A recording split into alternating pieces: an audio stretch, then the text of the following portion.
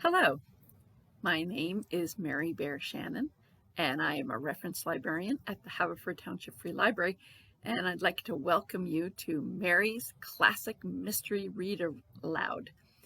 This is our first installment. I wanted to, I'm going to be sharing one of my favorite classic mysteries with you, and I'll be reading chapters over the next little while and share again one of my favorite mysteries. So the mystery I'm going to be reading, and I'll start with our first chapter today, is Josephine Tays, the Daughter of Time. Now, Josephine Tay was part of the kind of the golden era of classic mysteries from England, along with Agatha Christie and Dorothy Sayers. She wasn't as well known, but The Daughter of Time is probably one of her most famous detective novels. It is the fifth of a six series that are feature Detective Adam Grant. It was written in 1951, is one of the last ones that she wrote. Josephine Tay was also known for her plays and other novels. She wrote under Josephine Tay was a pseudonym for Elizabeth Mackintosh. Her dates are 1896 to 1952. So this book was written in 1951. It really was one of her last. But The Daughter of Time is one of these books that has really held up over time. It was in 1990, it was actually selected by the British Crime Writers Association as one of the greatest novel of all time. It was on the same list along with her other novel, The Franchise Affair. But this was really one of the greatest mystery novels of all time by British crime writers. So I think it really stands up. The premise is that Alan Grant is a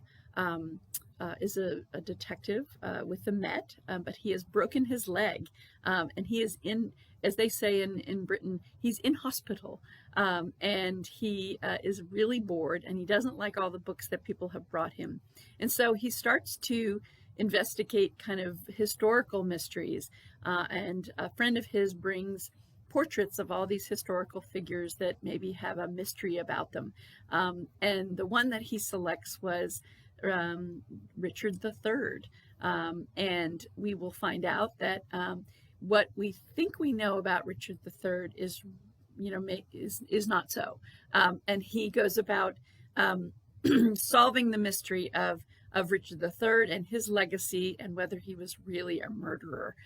He's known as the murderer who the king that murdered the little princes in the tower, and so I hope you enjoy this reading. I will say that I'm a little intimidated. I did listen to this. It is on a book on CD that you can actually get here at the library. But the reader is Sir Derek Jacobi, who is a very fine actor. And so I don't think I'll live up to his performance of The Daughter of Time, but I will give it a try.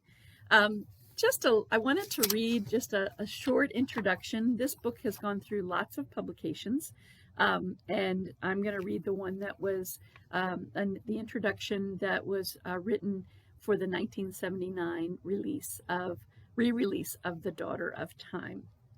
This is by Robert Barnard. Robert Barnard was also a crime novelist, and was a 7-time Edgar nominee and winner of the Anthony Agatha McCavity and Nero Wolfe Awards. So I think he knows what he's talking about. So I wanted just to read his short introduction to A Daughter of Time. Mystery readers who have never encountered Josephine Tay are in for a delicious treat. Tay belonged to the golden age of British crime writing, roughly speaking 1920 through 1950, and her place in the pantheon of mystery writers is unassailable. Josephine Tay whose dates are 1896 to 1952, is a writer who lives by her works alone. Nobody seems to know anything much about her life, in spite of her successful career in the theater, and nobody seems to care. The steady and sustained sale of her novels in the 40-odd years since her death is due to the books themselves, which have proved to have an enduring appeal. And I would hazard the guess that her readers' attitude toward her is different from their attitude toward other classic crime writers. They regard her with love. They give to her favorite childhood. They give to her their favorite Tay novel that they once gave to their favorite books of childhood, to The Wind in the Willows, Little Women, or whatever. Unconditional enthusiasm. This strong bond between novelist and reader is based on trust. Trust in someone who is not only a first-rate storyteller, but one who is not content with a formula. Tay, in her best books, seeks to tell different sorts of story in different ways. This marks her off from the usual purveyor of puzzle plots, brilliant though they often are. Indeed, in her more straightforward detective stories, Josephine Tay often reveals a sort of impatience with the rules and conventions of the whodunit. In A Shilling for Candles, for example, 2 of the 3 plot strands are unraveled with information that is either not given readers at the time the detective gets it, or only revealed just before the unmasking of the criminal. She was, in other words, not interested enough in that kind of game, and preferred to play other, more varied sports. 3 of her novels occupy that hinterland often uneasy, but not in her hands. Between the crime novel and the novel proper, they all have crime at their heart, but they are as far as possible from the body in the library formula. Impersonation has been at the heart of many detective stories, but it has seldom carried the emotional charge that Brat Farr, and our sympathies are never in mere puzzle so skillfully and so surprisingly manipulated.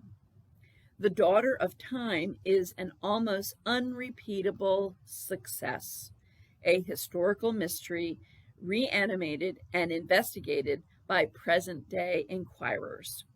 And it has aroused a whole new interest in what previously seemed a dusty and rather sordid period of English history, the reign of King Richard III, and the murder of the princes in the Tower.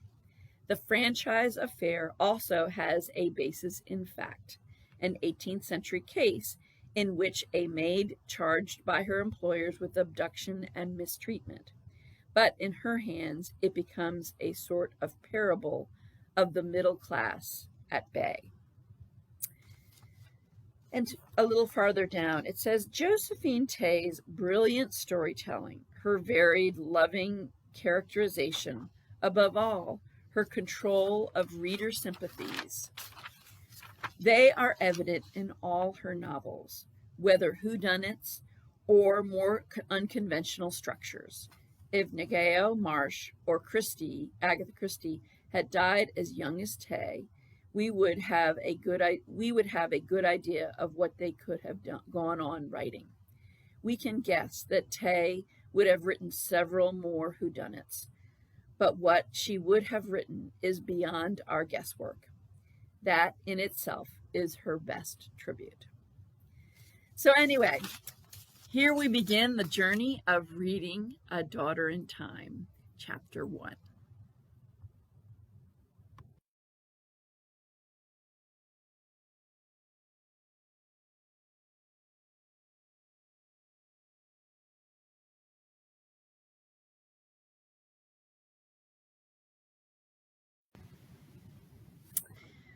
The Daughter of Time, Chapter 1.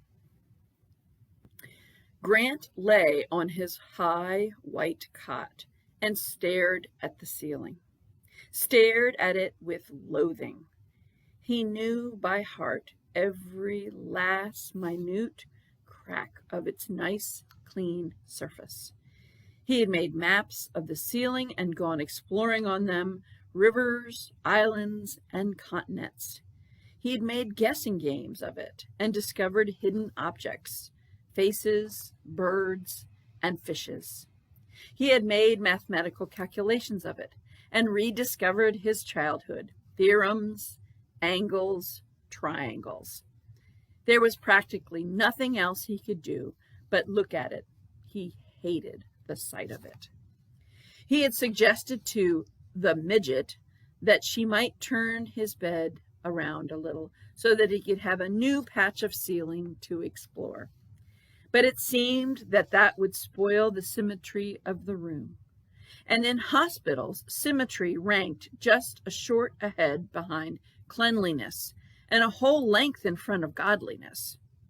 Anything out of the parallel was hospital profanity. Why didn't he read? She asked.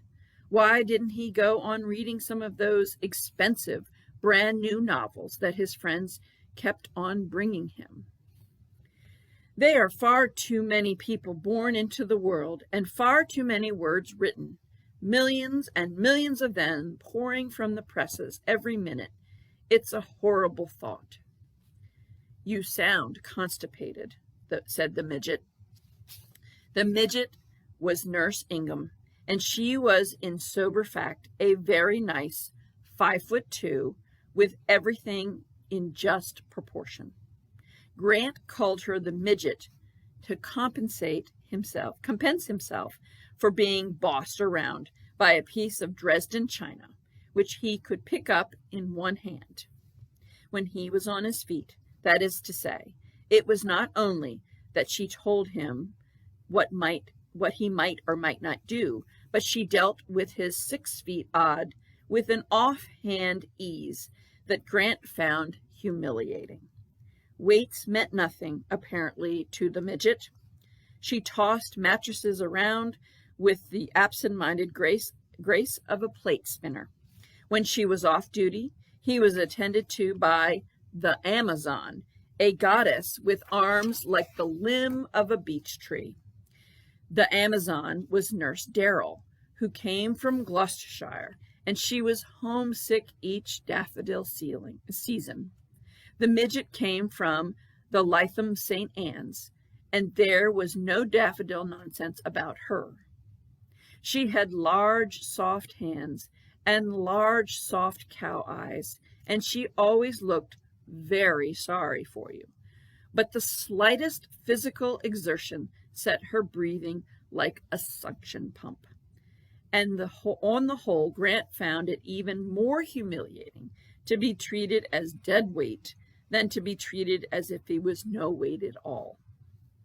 Grant was bedborn, and a charge on the midget and the Amazon, because he had fallen through a trap door. This, of course, was the absolute in humiliation, compared with which the heavings of the Amazon and the slight slingings of the midget were a mere corollary. To fall through a trapdoor was the ultimate in absurdity, pantomimic, pathetic, grotesque. At the moment of his disappearance from the normal level of perambulation, he had been in hot pursuit of Benny Skoll, and the fact that Benny had careened around the next corner slap into the arms of Sergeant Williams provided the one small crumb of comfort in an intolerable situation. Benny was now away for 3 years, which was very satisfactory for the lieges, but Benny would get time off for good behavior. In hospitals, there was no time off for good behavior. Grant stopped staring at the ceiling and slid his eyes sideways at the pile of books on his bedside table. the gay, expensive pile that the midget had been urging on his attention. The top one, with the pretty picture of Valletta in unlikely pink, was Lavinia Fitch's annual account of a blameless heroine's tribulations. In view of the representation of the Grand Harbor on the cover, the present Valerie or Angela or Cecile or Denise must be a naval wife. He had opened the book only to read the kind message that Lavinia had written inside. The sweat and the furrow was Silas's weekly, being earthly and spade conscious over 700 pages. The situation, to judge from the first paragraph, had not materially changed since Silas's last book. Mother lying in with her 11th upstairs, father laid out after his 9th downstairs, eldest son lying to the government in the cowshed, eldest daughter lying with her lover in the hayloft, and everyone else lying low in the barn. The rain dripped from the thatch, and the manure steamed in the midden. Silas never omitted the manure. It was not Silas's fault that its steam provided the only uprising element in the picture. If Silas could have discovered a brand of steam that steamed downwards, Silas would have introduced it. Under the harsh shadows and highlights of Silas's jacket was an elegant affair of Edwardian curlicues and Baroque nonsense, entitled Bells on Her Toes, which was Rupert Rogue's being arch about vice. Rupert Rogue was always seduced you into laughter for the first 3 pages. About page 3, you noticed that Rupert had learned from that very arch, but of course not vicious creature, George Bernard Shaw, that the easiest way to sound witty was to use the cheap and convenient method, the paradox. After that, you could see the jokes coming 3 sentences away. The thing with the red gun flash across a night green cover was Oscar Oakley's latest. Toughs talking about the corners of their mouths in synthetic American that had neither the wit nor the purgency of the real thing. Blondes, chromium bars, breakneck chases. Very unremarkable bunk. The Case of the Missing Tin Opener by John James Mark had 3 errors of procedure in the first 2 pages, and had at least provided Grant with a pleasant 5 minutes while he composed an imaginary letter to its author. He could not remember what the thin blue book at the bottom of the pile was. Something earnest and statistical, he thought. Testy flies, or calories, or sex behavior, or something. Even in that, you knew what to expect on the next page. Did no one anymore, no one in all the wide world change their record now and then? Was everyone nowadays thrilled to a formula? Authors today wrote so much to pattern that with what their public expected. The public talked about a new Silas Weekly or a new Lavinia Fitch, exactly as they talked about a new brick or a new hairbrush. They never said a new book by whoever it might be. Their interest was not in the book, but in its newness. They knew quite well what the book would be like. It might be a good thing, Grant thought, as he turned his nauseated gaze away from the motley pile, if all the presses of the world were stopped for a generation. There ought to be a literary moratorium. Some Superman ought to invent a ray that would stop them all simultaneously. Then people wouldn't send you a lot of fool nonsense when you were flat on your back, and the bossy bits of Meissen wouldn't expect you to read them. He heard the door open, but he did not stir himself to look. He had turned his face to the wall, literally and metaphorically. He heard someone come across the bed and closed his eyes against possible conversation. He wanted neither Gloucestershire sympathy nor Lancashire briskness just now. In the succeeding pause, a faint enticement, a nostalgic breath of all the fields of grass, teased his nostrils and swarmed about his brain. He savored it and considered. The midget smelt of lavender dusting powder, the Amazon of soap and iodoform. What was floating expensively around the nostrils was l'école numéro 5. Only one person of his acquaintance used l'école's number 5, Martha Hallard. He opened an eye and squinted up at her. She had evidently bent over to see if he was asleep, and was now standing in an irresolute way. If anything Marta did could be said to be irresolute, with her attention on the heap of all too obviously virgin publications on the table. In one arm she was carrying 2 new books, and in her other a great sheaf of white lilac. He wondered whether she had chosen white lilac because it was her idea of a proper floral offering for winter.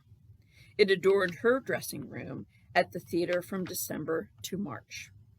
Or whether she had taken it because it would not detract from her black and white chic. She was wearing a new hat and her usual pearls, the pearls which he had once been the means of recovering for her. She looked very handsome, very Parisian, and blessedly unhospital-like. "Did I waken you, Alan?" "No, I wasn't asleep." "I seem to be bringing the proverbial cold," she said, dropping the 2 books alongside their despised brethren. "I hope you will find these more interesting than you seem to have found that lot. Didn't you even try a little teensy taste of our Lavinia?" "I can't read anything." "Are you in pain?" "Agony, but it's neither my leg or my back." "What then?" "It's what my cousin Laura calls the prickles of boredom." Poor Alan, and how right your Laura is. She picked up a bunch of narcissa out of the glass that was much too large for them, dropped them with one of her best gestures into the wash basin, and proceeded to substitute the lilac. One would expect boredom to be a great yawning emotion, but it isn't. Of course, it's a small niggling thing. Small nothing, niggling nothing. It's like being beaten with nettles. Why don't you take up something? Improve the shining hour? Improve your mind, to say nothing of your soul and your temper. You might study one of the philosophies, yoga or something like that. But I suppose an analytical mind is not the best kind to bring to the consideration of the abstract. I didn't think of going back to algebra. I have an idea that I never did algebra justice at school. But I've done so much geometry on that damn ceiling that I am a little off mathematics. Well, I suppose it's no use suggesting jigsaws or someone in your position. What about crosswords? I could get you a book of them if you like. God forbid. You could invent them, of course. I've heard that it is more fun than solving them. Perhaps, but a dictionary weighs several pounds. Besides, I always did hate looking up something in a reference book. Do you play chess? I don't remember. How about chess problems? White to play and a mate in 3 moves or something like that. My only interest in chess is pictorial. Pictorially? Very decorative things, knights and pawns and whatnot. Very elegant. Charming. I could bring you along a set to play with. All right, no chess.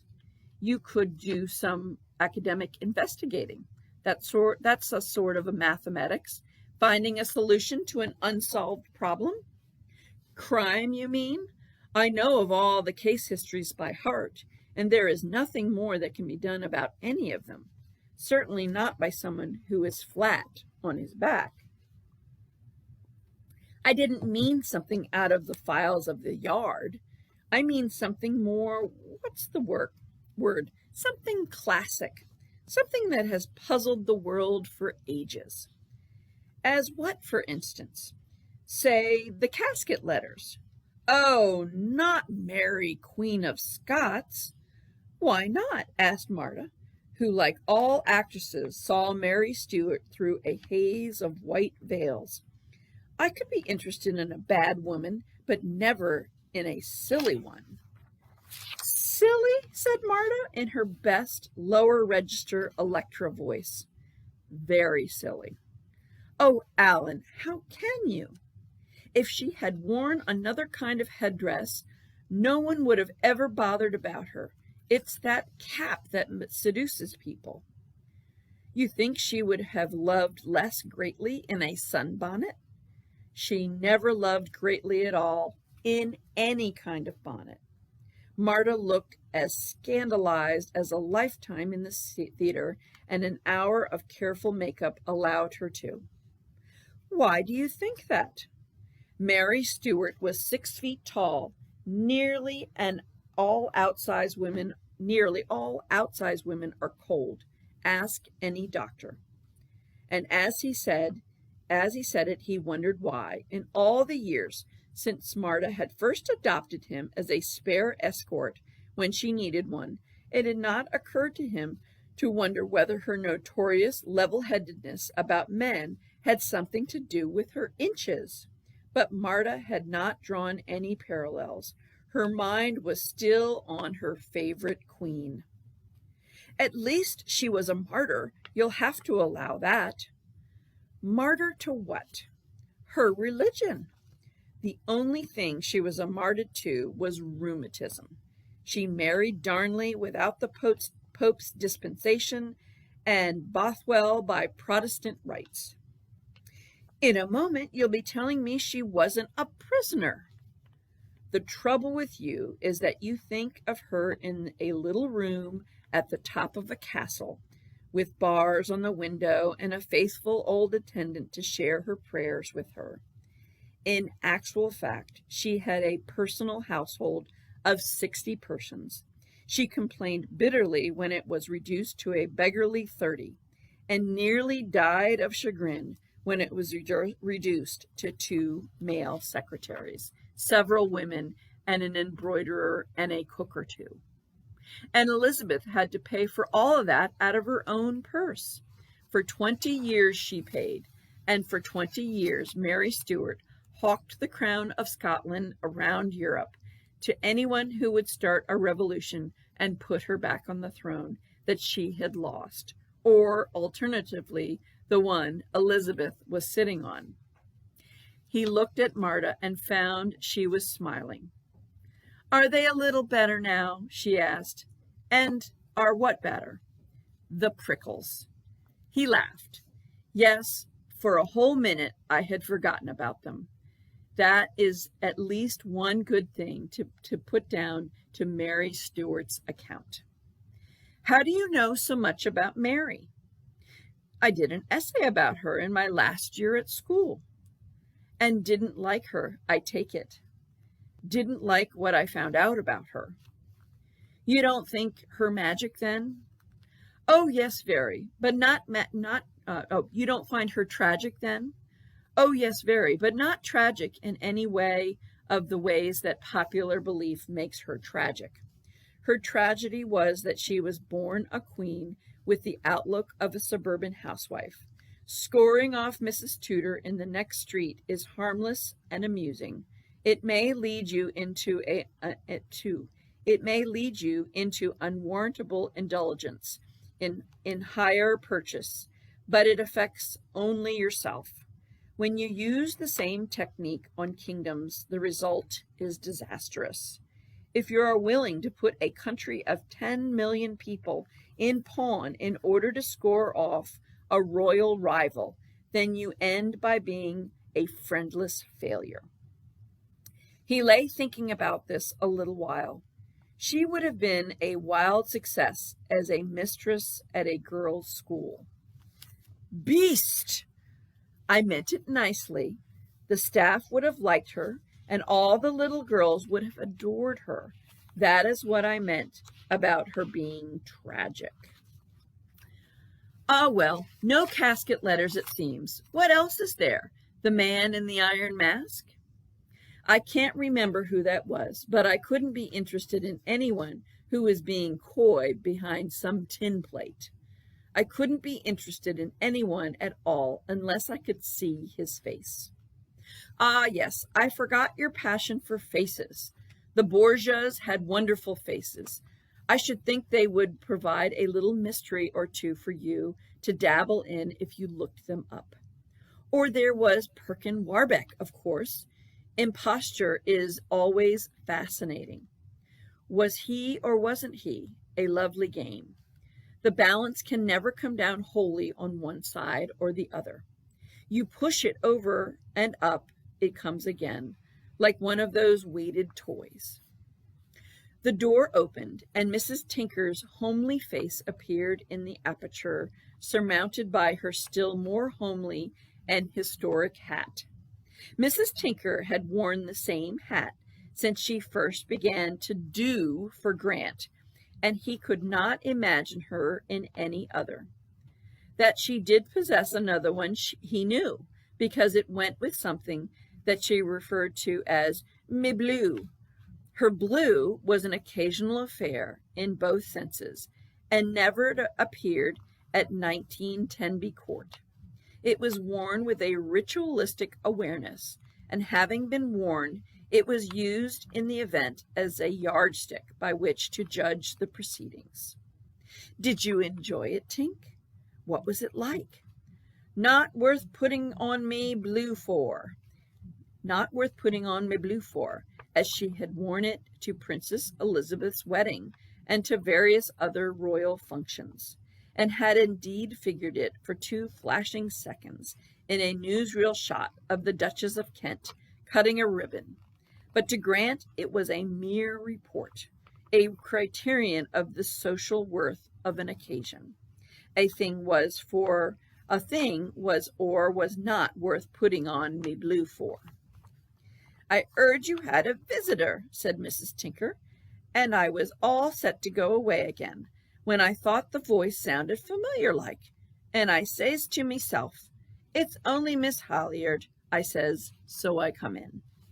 She was carrying various paper bags and a small tight bunch of anemones. She greeted Marta as woman to woman, having been in her time a dresser, and having therefore no exaggerated reverence for the goddess of the theater world. And she looked askance at the beautiful arrangement of lilac sprays that had blossomed under Marta's ministrations. Marta did not see the glance, but she saw the little bunch of anemones and took over the situation as if it were something already rehearsed. I squander my vagabond's hire on a white lilac for you, and then Miss Tinker puts my nose at a joint by bringing you all the lilies of the field. Lilies? Said Miss Tinker doubtfully. They are the Solomon in all his glory things, the ones that toiled not neither did they spin. Mrs. Tinker went to church only for weddings and christenings, but she belonged to a generation that had been sent to Sunday school. She looked with a new interest with the little handful of glory encased in her woolen glove. Well now, I never knew that. Makes more sense that way, don't it? I always pictured them arums, fields and fields of arums. Awful expensive, you know, but a bit depressing. So they were colored? Well, why can't they say so? What do they have to call them lilies for? And they went on to talk about translation and how misleading Holy Writ could be. I always wondered what bread on the waters was, Mrs. Tinker said. And the awkward moment was over. While they were still busy with the Bible, the midget came in with extra flower vases. Grant noticed that the vases were designed to hold white lilac and not anemones, and they were a tribute to Marta, a passport to further communing. But Marta never bothered about women unless she had an immediate use for them. Her tact with Miss Tinker had been mere savoir-faire and a conditioned reflex. So the midget was reduced to being functional instead of social. She collected the discarded narcissi from the wash basin and meekly put them back into a vase. The midget, being meek, was the most beautiful sight that had gladdened Grant's eyes for a long time. Well, Marta said, having finished her arrangement of the lilac and placed the result where she could see it, I shall leave Mrs. Tinker to feed you all the tidbits out of those paper bags. It couldn't be, could it, that Mrs. Tinker, darling, that one of those bags contains your wonderful bachelor's buttons? Mrs. Tinker glowed. You like one or two, maybe, fresh out of me oven? Well, of course I shall have to do penance for it afterwards. Those little rich cakes are death on the waist. But just give me a couple to put in my bag for my tea at the theater. She chose two with a flattering deliberation. I liked them a little brown at the edges. Dropped them into her handbag and said, Well, au revoir, Ellen. I shall look in a day or two and start you on a sock. There is nothing so soothing, I understand, as knitting. Isn't that so, nurse? Oh, yes, yes, indeed. A lot of my gentlemen patients take to knitting. They find it whiles away the time very nicely. Marta blew him a kiss from the door and was gone, followed by the respectful midget. I'd be surprised if that hussy is any better than she ought to be, Mrs. Tinker said, beginning to open the paper bags. She was not referring to Marta. So that's the end of chapter 1. Our next chapter will be next Thursday. Tune in for chapter 2 of The Daughter of Time.